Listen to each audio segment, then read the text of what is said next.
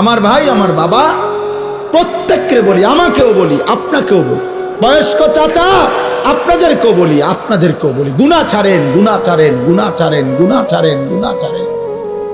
এই দাদা, চাচা, গুনাহ আগুন, গুনাহ। চা দোকানের আড্ডা বন্ধ করেন, নাটক সিনেমা দেখা বন্ধ করেন, টেলিভিশনের নর্তকী দেখা বন্ধ করেন, কথায় কথায় গালিগালাজ করা বন্ধ করেন, সুদের টাকা বন্ধ করেন, আব্বা কিস্তি লওয়া বন্ধ করেন। এই বুড়া মিয়া জাহান্নামে যাবেন, জাহান্নামে, জাহান্নামে। কিস্তি আপনারে জাহান্নামে নেবে, সুদ আপনারে জাহান্নামে নেবে, বিড়ি আপনারে জাহান্নামে নেবে, চা দোকানের টেলিভিশনের আড্ডা, নর্তকীর নাচ দেখা আপনারে নর্তকী নাচতে নাচতে জাহান্নামে ফেলবে। আল্লাহ নবী বলেন, প্রতিটা পাপ তোমাদেরকে জাহান্নামের দিকে নিয়ে যাবে, আগুনের দিকে। কিসের দিকে বলেন না? কোরআন শরীফে আছে, আল্লাহ তাআলা কোরআনুল কারীমের একটা সূরার মধ্যে 11 বার একটা কথা বলছেন, ওয়াইলুন ইয়াউমাইদিল লিল মুকাদ্দিবিন। আল্লাহ বলছেন, প্রত্যেক মিথ্যাবাদী, নাফরমান, পাপী, মনে রেখো সেদিন আখিরাতে মিথ্যাবাদী, পাপী, নাফরমানদের জন্য রয়েছে জাহান্নাম। এই কথাটা এক সূরাতে আল্লাহ 11 বার বলার পর কথা শেষ করছে, শেষ কথাটা আল্লাহ তাআলা বলছে, ফাবিআইয়ি হাদিসিন বাদাহু ইউমিনুন। আমার বান্দা বলো তো, আমি আল্লাহ এরপরে আর কেমনে বললে, কি বললে তুমি বিশ্বাস করবা? আল্লাহ নিজে বলছে, ফাবিআইয়ি হাদিস, এরপরে আমি কি বলতাম, এরপরে বান্দা আমি আর কিভাবে বলতাম?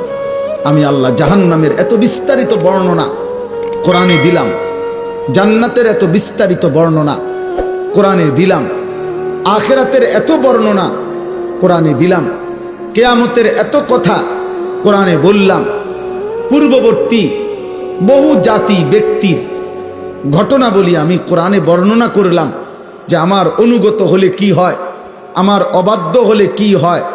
ফেরাউনের কথাও আমি কোরআনে উল্লেখ করছি, ইউসুফ আলাইহিস সালামের কথাও আমি কোরআনে উল্লেখ করছি। আনুগত্যের পুরস্কার কি, আমার অবাধ্যতার পরিণতি কি, সেই নূহ আলাইহিস সালামের কওম থেকে আমি আল্লাহ যুগে যুগে কত জাতি, কত ব্যক্তিকে আমার নাফরমানির কারণে ধ্বংস করে দিছি, কত জাতি, কত ব্যক্তিকে আমার আনুগত্যের কারণে সম্মানিত করেছি। এগুলো আমি কোরআনে বলেছি।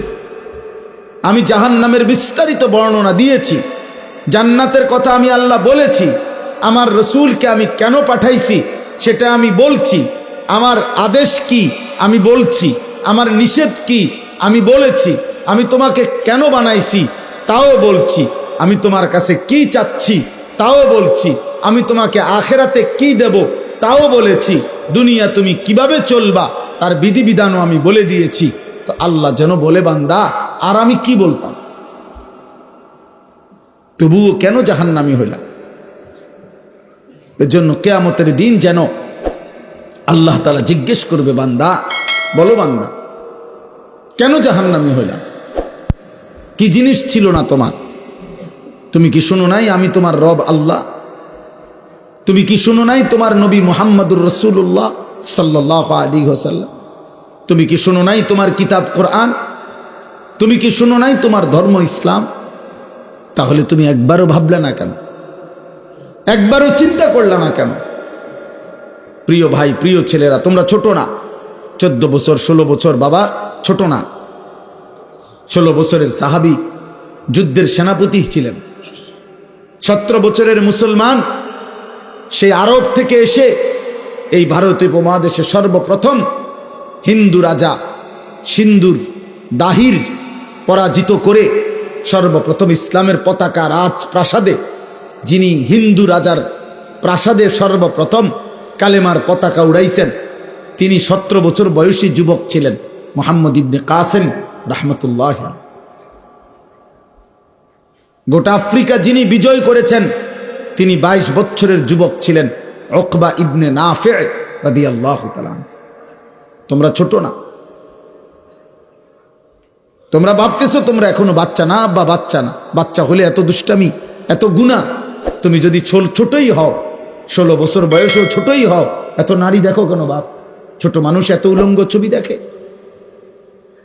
ছোট মানুষ এত নর্তকী দেখে, ছোট মানুষ এত নাচ গান দেখে। তুমি তো অসভ্য।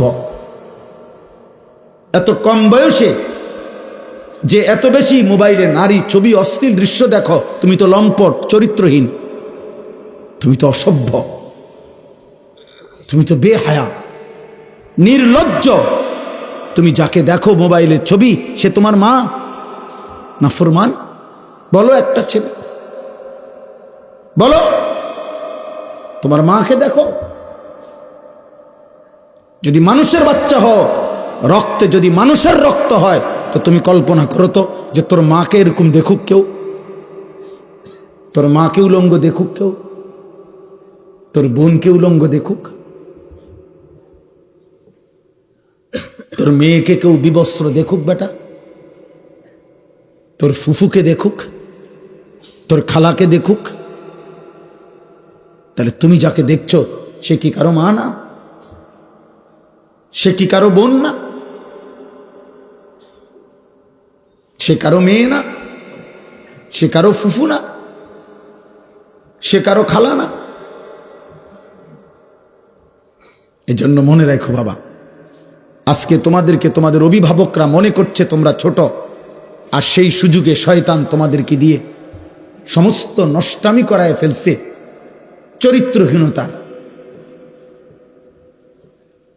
চরিত্রহীনতার জেনার, ব্যভিচার, নারী ছবি, অশ্লীলতা, বেহায়াপনা।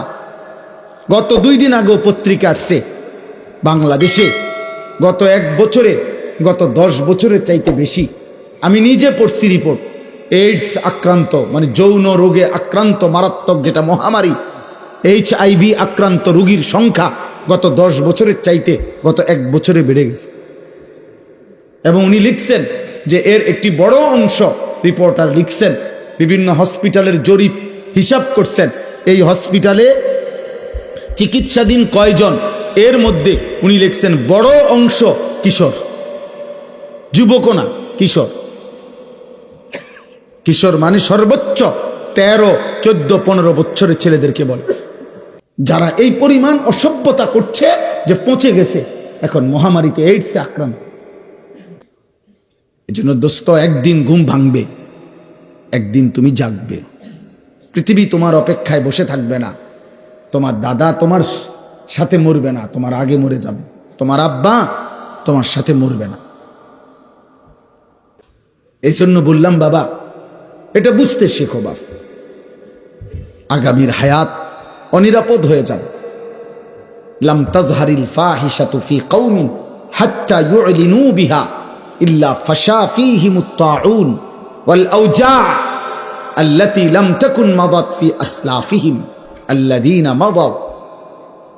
নবী সাল্লাল্লাহু আলাইহি ওয়াসাল্লাম বলেন, কোন সম্প্রদায়ের মধ্যে যদি জিনা, ব্যভিচার, নারী পুরুষ ছেলে মেয়ের অবাধ মেলামেশা বেড়ে যায়, খোদার কসম নবী বলছেন, এটা যদি একদম খোলামেলা হয়ে যায়, ব্যাপক হয়ে যায়, আল্লাহর নবী বলেন নিশ্চিত সেই সমাজে মহামারী আসবে, তাউন, এবং এমন রোগ ব্যাধি আসবে যা তোমাদের পূর্ববর্তীদের মধ্যে ছিল না। প্রিয় ভাই, তোমাকে তো বাঁচতে হবে। আমি যে চিৎকার করি দোস্ত, আরে ছেলে তুমি তো বাঁচতে হবে আব্বা। তুমি যদি এমন হইতো যে বিপদে পড়বো আমার পাপের কারণে, আমার দাদায়, কারণ আমি তো মরে যাবো আগে, দাদা মরবো পরে, না রে আব্বা, তুমি পড়বা বিপদ।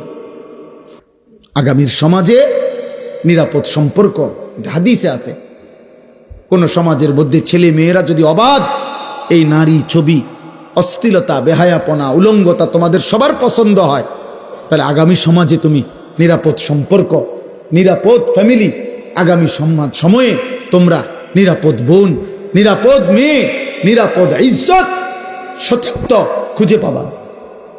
আল্লাহর কসম করে বলি, কসম খোদার, এটা মনীষীদের কথা। তুমি যেমন নষ্ট, তো যে তোমার বিবাহের সম্পর্কে আসবে, তো 1 দিন পরে হোক আর 6 মাস পরে হোক, তুমি টের পাইবা সেও দুশ্চরিত্র।